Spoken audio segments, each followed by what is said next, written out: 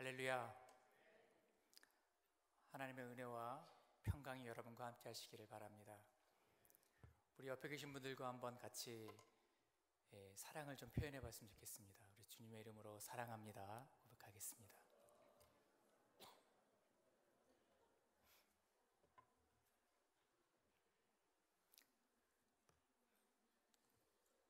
5월은 가정의 달이죠.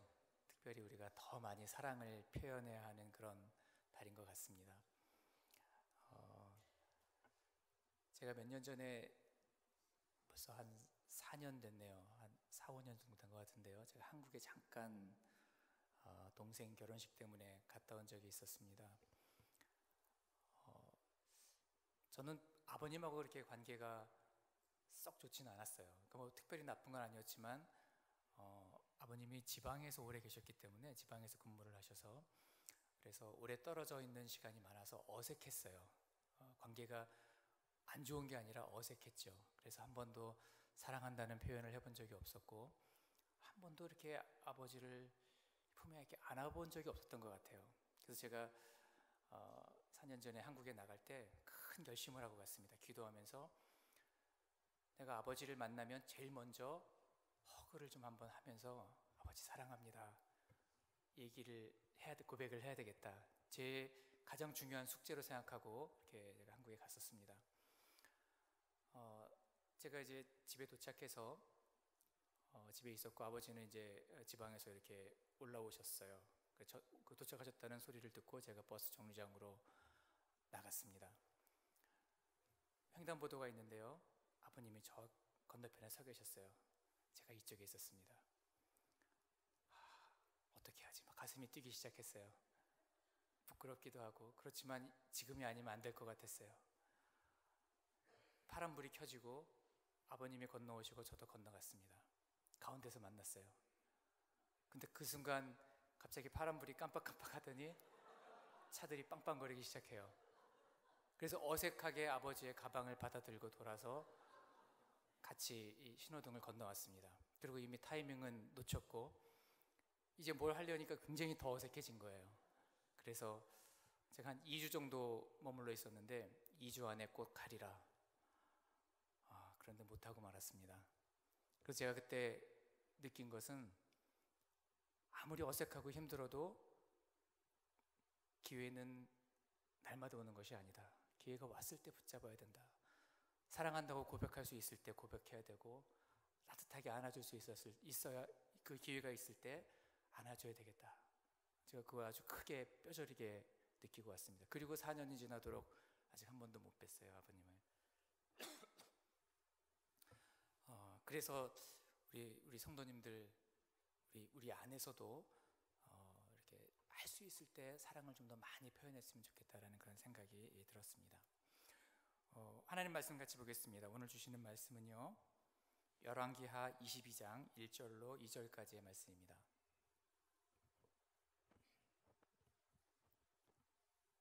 열왕기하 22장 1절로 2절까지의 말씀 우리 같이 한 목소리로 받들어 읽겠습니다. 요시아가 왕위에 오를 때에 나이가 8세라 예루살렘에서 31년간 다스리니라. 그의 어머니의 이름은 여디다요 보스갓 야다야의 딸이었더라. 요시아가 여호와 보시기에 정직히 행하여 그의 조상 다윗의 모든 길로 행하고 좌우로 치우치지 아니하였더라. 아멘.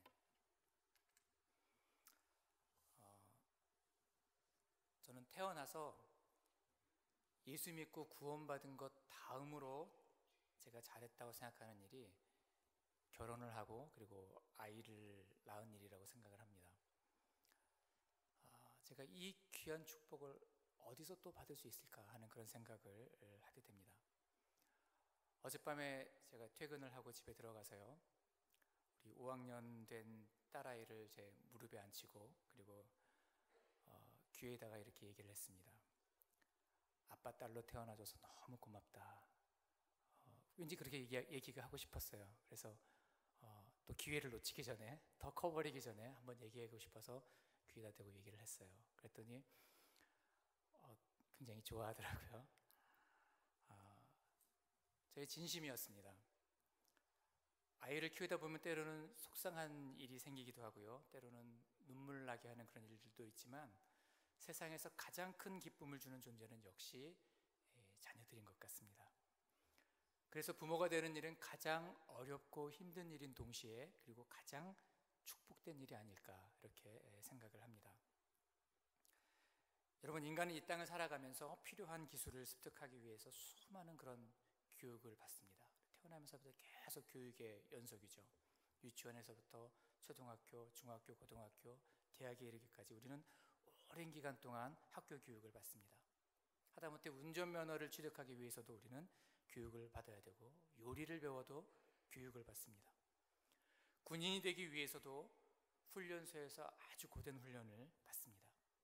특별히 고도의 기술을 요하는 그러한 직업일수록 더 강도 높은 교육을 받고요. 그리고 더 어떤 높은 그런 자격 조건을 갖춰야 합니다.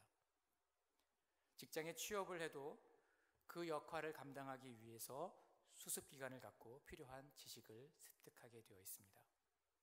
그런데요, 유독 우리가 부모라고 하는 이런 막중한 사명을 감당하면서도 대부분이 부모가 되는 법을 배우지 못한 채 부모가 돼버렸습니다. 그래서 아이를 키우다 보면 시행착오를 많이 겪게 되죠. 우리 아이가 10살이 되면 처음 10살짜리 아이를 길러보는 부모가 되는 거죠. 20살이 돼도 처음 20살짜리 아이를 키워보는 부모가 되는 거예요. 40이 되고 50이 돼도 마찬가지일 것 같아요. 우리가 유일하게 부모의 역할을 배우는 통로는 우리들의 부모님을 통해서, 그것이 좋든 싫든 그것이 내게 기쁨이 되었던 상처가 되었던 상관없이 우리는 우리의 부모님이 오셨던 것을 나도 모르게 그렇게 그대로 답습하는 경우가 많이 있습니다.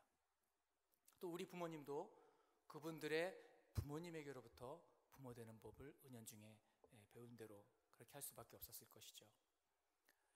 이와 같은 이유 때문에 우리가 나름대로 자녀들을 사랑하지만 그러나 사랑이라는 이름으로 자녀에게 상처를 주기도 했고요.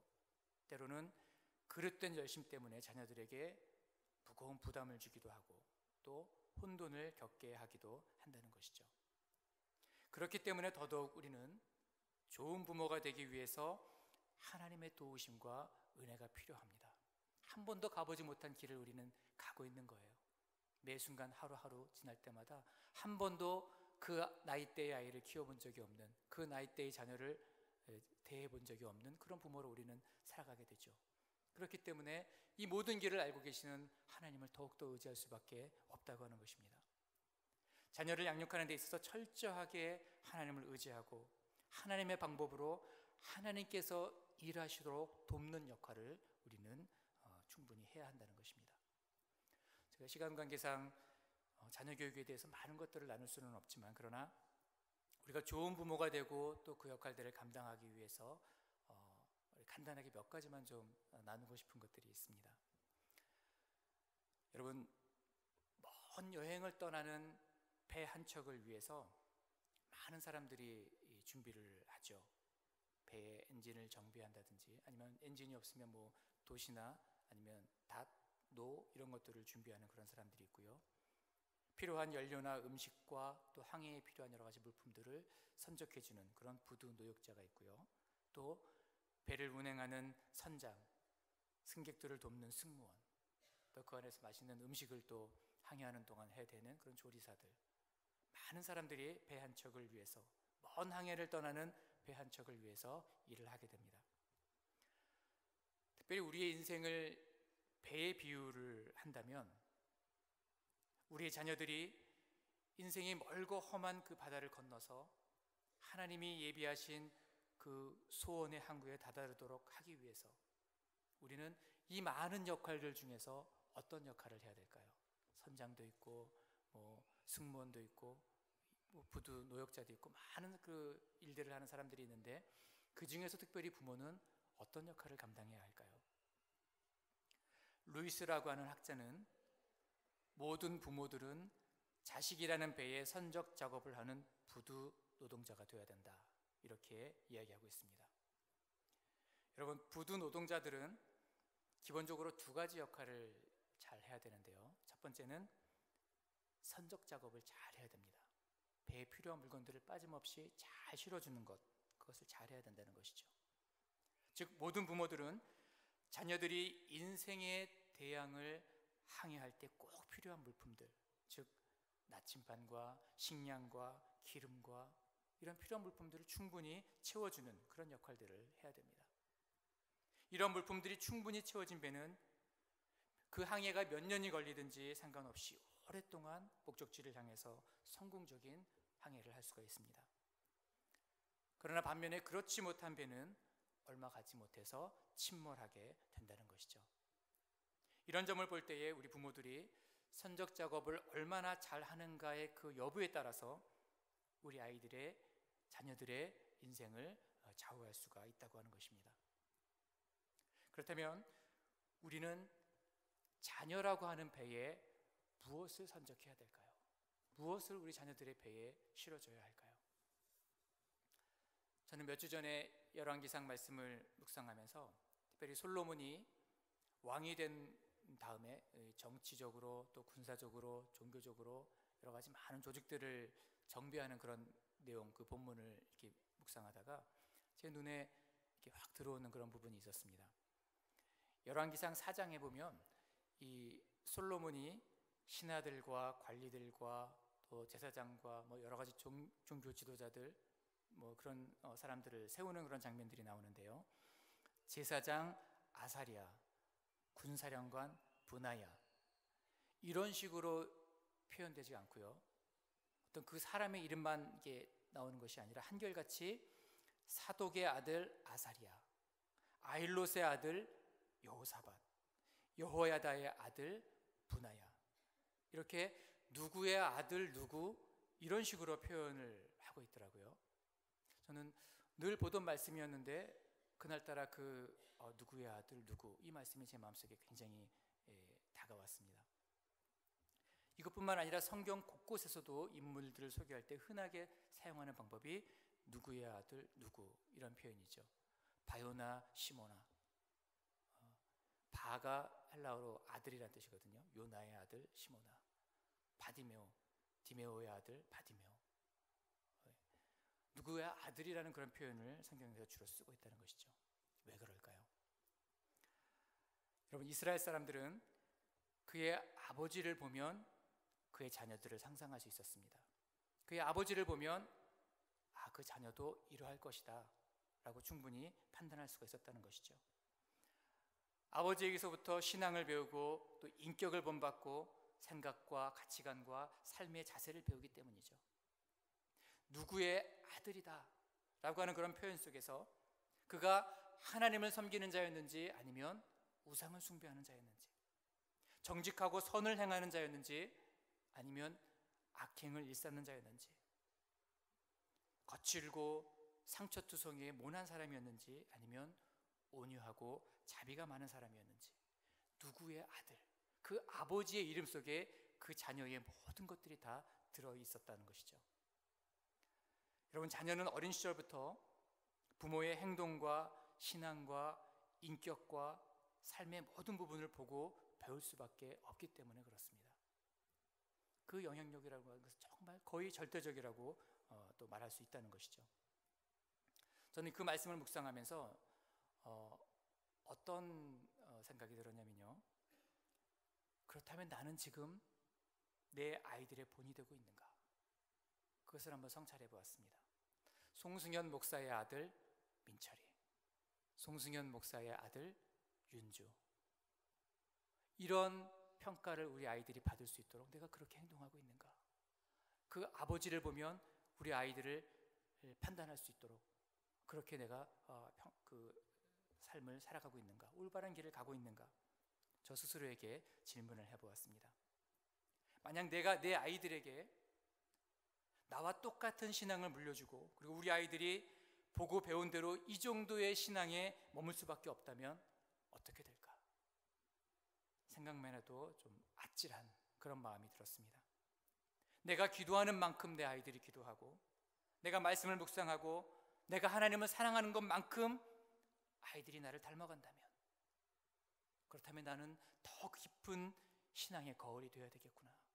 우리 아이들이 나를 보고 그 정도의 경지에 올라올 수 있도록, 그런 신앙을 가질 수 있도록, 그렇게 하나님을 사랑하고 섬길 수 있도록 내가 먼저 앞서서 그 일들을 감당해야 되겠구나 라는 그런 생각이 들었습니다. 더 나아가서 내가 하는 언어의 습관을 우리 아이들이 본받는다면, 여러분 한번 자세히 보세요. 여러분 자녀들을 특별히 화가 났을 때 분노를 조절하는 방법을 보면 그 부모의 습관이 그대로 나옵니다. 화가 났을 때 참지 못하고 확 터지는지, 아니면 꾹 참고 있다가 나중에 조곤조곤 얘기하는지, 거친 말을 쓰는지, 언어의 습관 하나하나를 보면 그 부모가 어떻게 하는지 다 알 수 있다는 거죠. 우리 아이들도 그래요. 만약에 그렇다면, 나의 언어의 습관을 우리 아이들이 본받는다면 난 긍정적인 말을 해야 되겠구나. 안 돼, 아니야, 이런 말보다 긍정적인 말들을 더 많이 해줘야 되겠구나. 칭찬하고 격려하고 소망을 주는 그런 말들을 많이 해야 되겠구나. 여러분, 부모가 교회에 대해서 이야기하는 것을요, 아이들은 다 듣고 있습니다. 특별히 자동차를 타고 가면서 교회 예배를 끝나고 집에 가면서 앞자리에서 부모가 하는 얘기 뒤에서 자녀들이 다 듣습니다. 그리고 교회에 대해서 부정적인 생각을 갖고 나중에 교회를 떠날 수도 있어요. 그런 간증을 저는 여러 번 들어봤습니다. 부모가 어떠한 언어 습관을 가지고 교회에 대해서 어떻게 평가하는가, 교회에서 받은 은혜를 나누는가, 누구누구에 대해서 험담하고 그 사람 왜 그래? 오늘 그 사람 아니던데, 이런 이야기를 나누는 것 아이들이 그대로 듣고 그대로 따라한다는 것이죠. 그러한 태도와 습관들을 아이들은 갖게 되어 있다는 것입니다. 아이들이 내 삶의 태도를 본받는다면, 그렇다면 나는 게으르지 않고 나태하지 않고 더 성실하고 더 건강한 삶을 살아야겠다 다짐을 했습니다. 뿐만 아니라 내가 위기를 만났을 때, 정말 삶의 어려운 일들에 봉착했을 때, 그때 그것을 대처하는 방법을 우리 아이들이 지켜보고 있다면, 언젠가 그 아이들이 그것을 본받아서 피할 수 없는 그런 위기에 우리 아이들이 봉착하게 되었을 때, 우리 부모는 그때 기도했지, 이런 일들을 겪었을 때 우리 부모는 하나님께 매달렸지, 그래서 그것을 이기고 승리하고 극복해 나갔지, 나도 그렇게 해야 되겠다. 우리 아이들이 그것을 본받을 수 있도록, 지금 어쩌면 나에게 위기일 수 있지만 그것은 아주 좋은 교육의 기회가 될 수 있습니다. 앞으로 우리 아이들의 인생에서 너무너무 중요한 소중한 것을 그 배에 실어주는 아주 중요한 교육과 훈련이 될 수가 있다고 하는 것이죠. 이런 기억을 떠올리면서 우리 아이들이 그 위기를 극복할 수 있도록 해야 되겠다, 그런 다짐을 또 한번 해보았습니다. 오늘 성경 본문에 나오는 요시아도요, 그 요시아 왕만 봐도 부모가 얼마나 중요한가, 그것을 우리는 단적으로 보여주고 있습니다.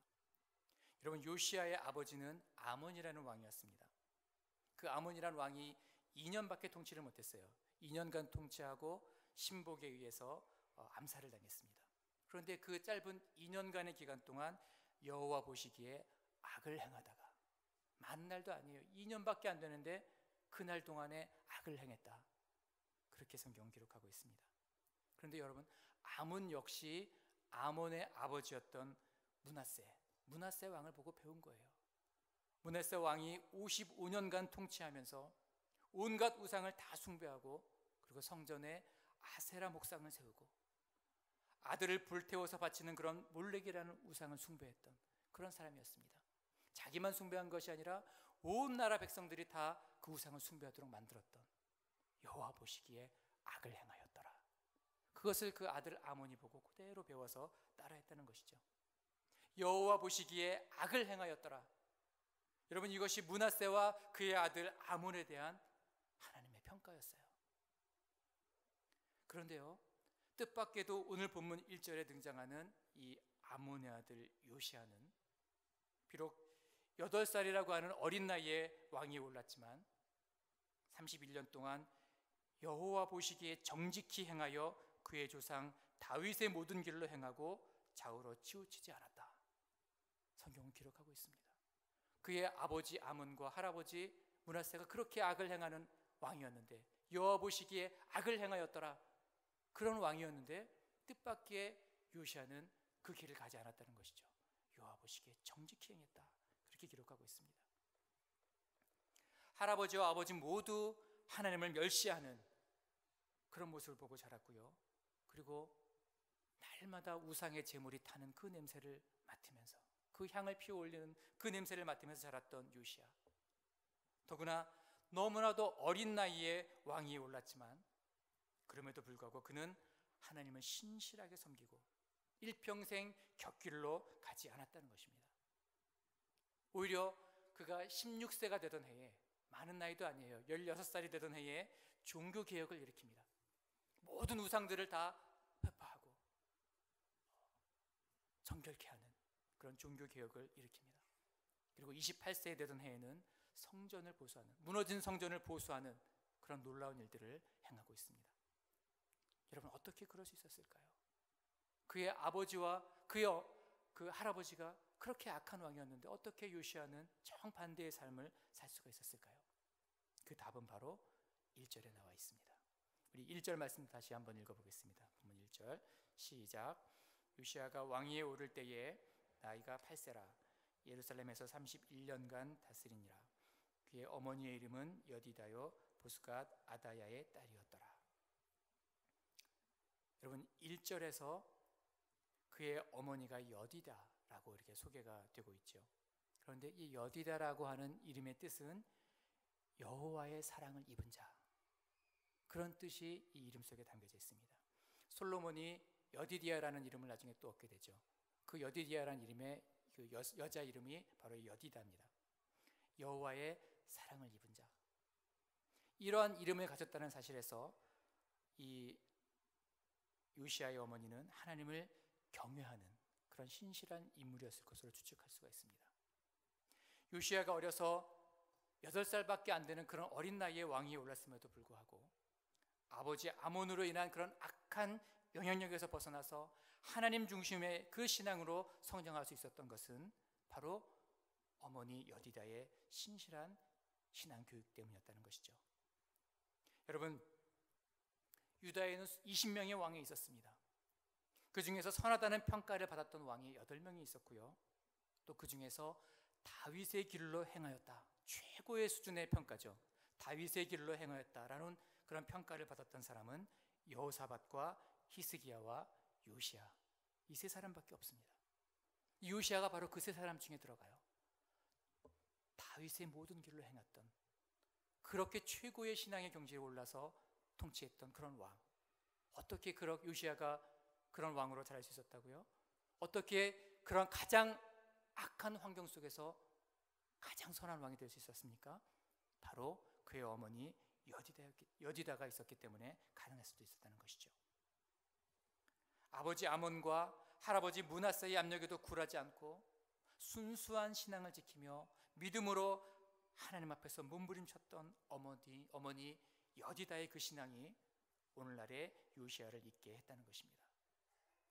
여러분, 우리가 어떤 신앙을 갖느냐, 내가 오늘 하나님 앞에서 어떤 신앙을 갖고 있느냐, 그것이 지금 우리에게 영향을 미칠 수밖에 없다는 것입니다. 내가 신실하게 더 하나님의 은혜를 목말라 하고, 더 주의 말씀을 묵상하고, 더 무릎을 세워서 하나님 앞에 나아가고 하나님의 중심의 그 삶을 살아갈 때에 예배를 무엇보다도 소중하게 여기고 예배를 통해서 하나님 만나는 것을 기뻐하고 그렇게 신앙으로 살려고 몸부림치는 그 모습을 우리 아이들이 볼 때에 우리 아이들도 그러한 모습으로 자라갈 수밖에 없다는 것이죠. 여러분, 무엇보다도 부모는 아이들이 일평생 동안 붙들 수 있는 기독교 신앙을 아이들의 배에 실어줘야 합니다. 신앙이라고 하는 것은 자녀들의 삶에 있어서 나침반과 같은 그런 역할을 해요. 다른 것 아무리 많이 실어줘도, 아무리 많은 재물을 실어주고 아무리 많은 연료를 그 가운데 가득 실어줘도 나침반이 없으면, 방향을 잘못 잡으면 그 배는 소원의 항구까지 다다를 수가 없습니다. 가다가 결국은 좌초하고 침몰할 수밖에 없다고 하는 것이죠. 가장 중요한 나침반, 바로 이 신앙 교육을 바르게 심어줘야 한다고 하는 것입니다. 열심히 달리는 것도 중요하지만 그러나 그것보다 더 중요한 것은 올바른 방향으로 달리는 것이 더 중요합니다. 늦게 가더라도, 조금 늦더라도, 남들보다 늦더라도 방향만 잘 잡으면 언젠가는 소원의 항구에 도착할 수가 있다고 하는 것이죠. 그러나 아무리 빨라도 방향이 틀리면 더 큰 실패를 맛볼 수밖에 없다고 하는 것입니다. 우리가 다른 것 다 배에 실어줘도, 아무리 많은 유산을 남겨줘도 다 소용없다는 거예요. 충분한 재물과 그 어떤 것들을 실어줘도 신앙이 없다면 망할 수밖에 없기 때문입니다. 여러분들 자녀들에게 하나님이 우리에게 물려주신, 하나님이 우리에게 보여주셨던 그 놀라운 그 신앙의 본을 우리도 자녀들에게 보여줌으로 인해서 자녀들이 그 신앙을 붙들고 승리하는 삶을 살아가게 하시기를 간절히 소원합니다. 두 번째, 부모는 자식이라고 하는 배에 사랑을 심어줘야 합니다. 아이들이 사랑을 받지 못하면 그 마음이 강팍해질 수밖에 없어요. 사랑을 받은 사람이 사랑을 베풀 수도 있습니다. 특별히 이 자녀라고 하는 배에 두 가지 종류의 사랑을 실어줘야 되는데요. 하나는 강인한 사랑, 터프한 러브를 심어줘야 되고요. 또 두 번째는 부드러운 사랑, 젠틀한 러브를 선적해줘야 합니다. 부드러운 사랑이 어떤 거죠?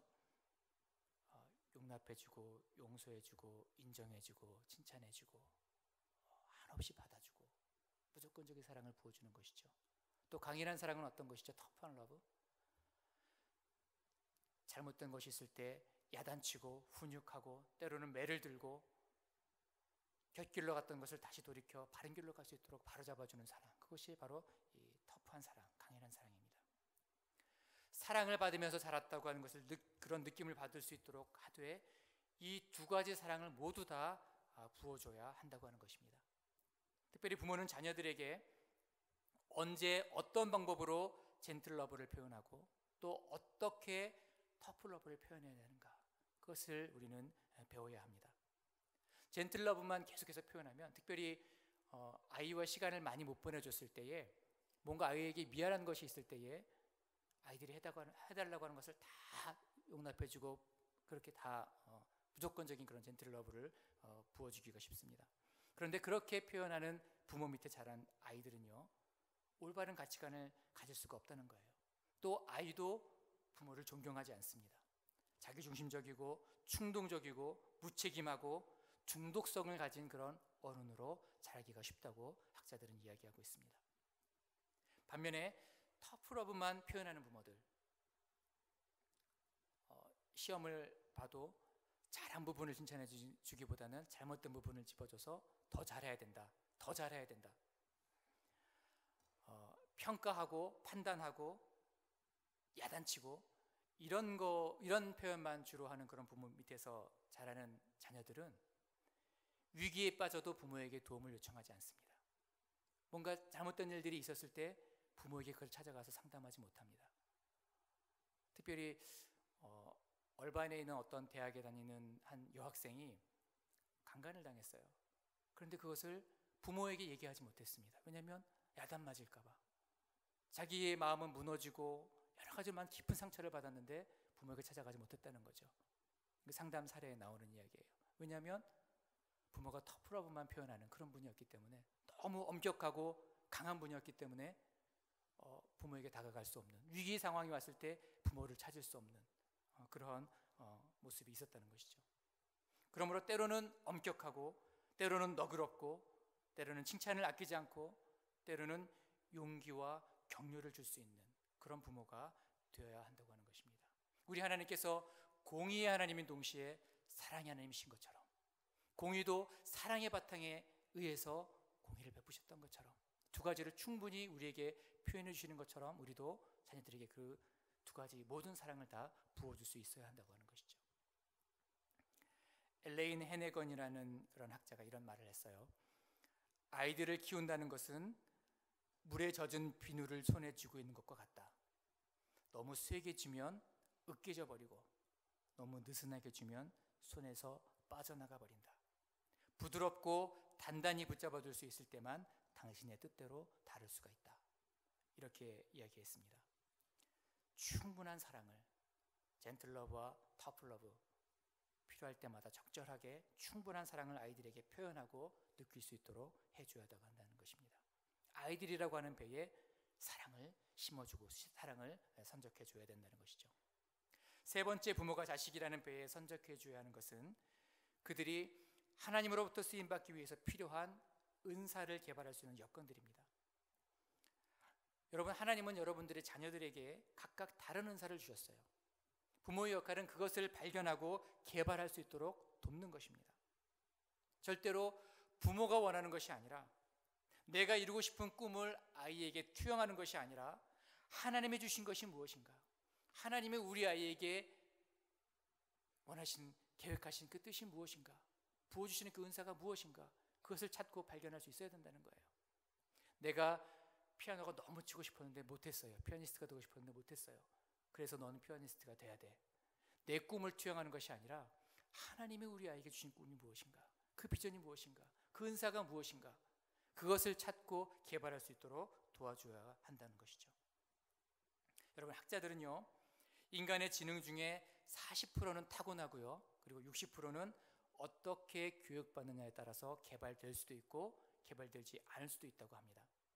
부모의 역할은 그 60%를 어떻게 개발해주고 하나님이 주신 은사가 무엇인지 발견할 수 있도록 도와주는 그런 역할들을 우리가 충분히 감당해야 된다고 하는 것이죠. 마지막으로요, 부두 노역자가 배에 선적하는 것 못지않게 중요한 것이 있습니다. 우리 부모가 아이들이라고 하는 배에 마음껏 선적해줘야 되는 것뿐만 아니라 그것 못지않게 중요한 것이 또 한 가지가 있습니다. 그것은 배를 정박시켰던 밧줄을 끊는 것입니다. 아무리 많은 것을 실어줘도, 아무리 좋은 것을 선적하다 할지라도 배가 대양을 향해서 항해할 수 있도록 밧줄을 끊어줘야 합니다.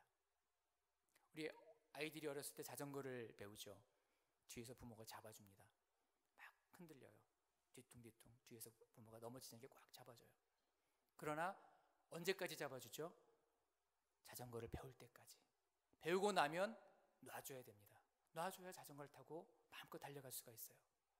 이미 자전거를 탈 줄 아는데도 뒤에서 끝까지 붙잡고 있는 것은 그 아이의 달려갈 길을 돕는 것이 아니라 오히려 방해하게 된다는 것이죠.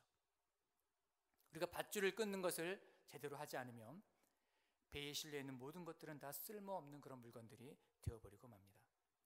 부모가 이 밧줄을 잘 끊어주지 못할 경우에 때로는 아이들 쪽에서 그것을 끊으려고 시도하는 경우가 있어요.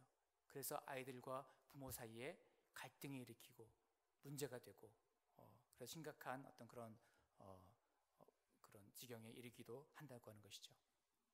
성경에서도 남자가 부모를 떠나 그 아내와 연합하여 둘이 한 몸을 이루는 것이 결혼이라고 그렇게 말씀하고 있습니다.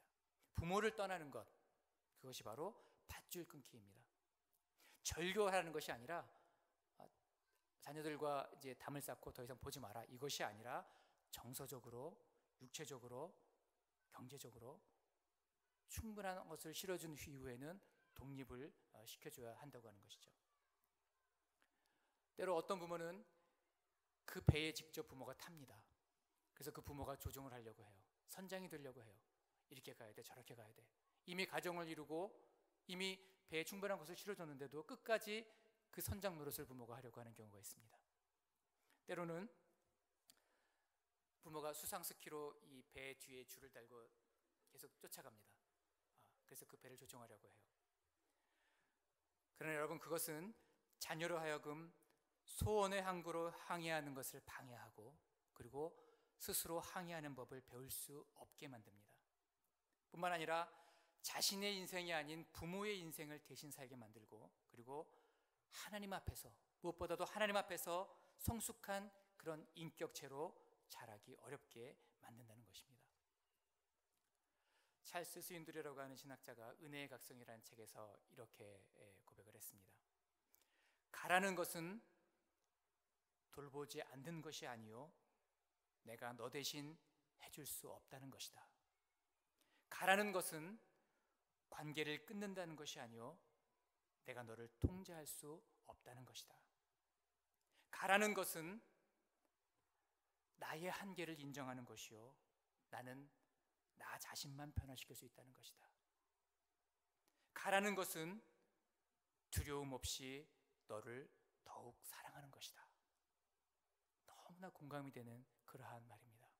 충분히 우리 자녀들을 신뢰하고 하나님께서 그 길에 선장이 되셔서 그 항해를 이끌어 가시도록 우리는 뒤에서 기도하면서 성숙한 인격체로 하나님 앞에 아이들이 설 수 있도록, 하나님을 인격적으로 만나고 그들이 만난 그 신앙을 붙들고 소원의 항구를 향하여 힘차게 달려갈 수 있도록 돕는 역할, 밧줄을 끊어주는 것을 우리 부모가 충분히 해야 한다고 하는 것입니다.